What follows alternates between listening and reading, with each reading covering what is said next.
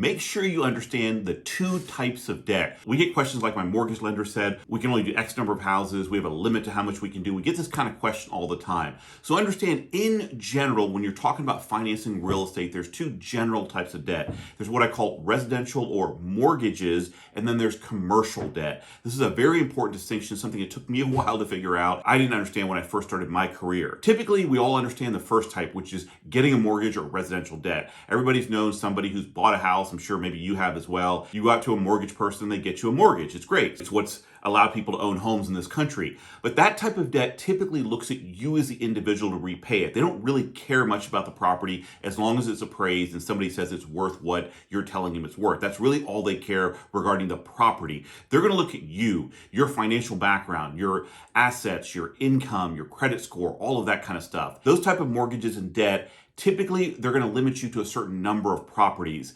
It's ranged, I've heard, anywhere from 4 to 10 properties. It depends on the state, your situation, and your lender. And typically, these are conforming loans where whoever you're getting the loan with will sell it to one of the government agencies. So they have to meet these strict guidelines, and they really don't have any wiggle room. That's why they typically have all of these limits.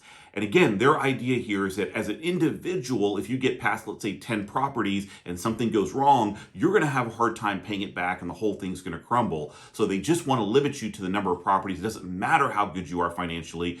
They just want to have these limits. Now, the other type of debt, which you really need to become familiar with if you're going to do real estate, is what I call commercial debt. This debt typically is looking at the property to repay it back. In a rehab scenario, if you're saying, hey, I'm going to buy this property for $100,000, I'm going to put $100,000 into it, and I'm going to sell it for $300,000, they want to verify those numbers and make sure you have plenty of room for you to get paid as well as the bank to get paid. Typically, they're more interested in them getting paid, but again, that's what they're looking at, those numbers. Now, if you want to get this type of debt for a long-term hold, they're going to look at the cash flow. They're going to look at something called debt coverage ratio. Does this property produce enough income for it to cover the debt that you're taking out on it? If the net operating income, let's say, is $1,000 a month, I'm just making this number up, and the mortgage is $1,000 a month, that's a 1-to-1 debt coverage ratio, and banks typically don't like that. What they want is they want at least a 1.25 to 1 ratio. So they want the property to be making at least $1,200 a month in order to pay back the $1,000 mortgage. These are just rough guidelines, but again, in your situation, what you really want is that debt coverage ratio to be as high as possible, so you have plenty of room. Even if something changes, you can still cover your debt on this property.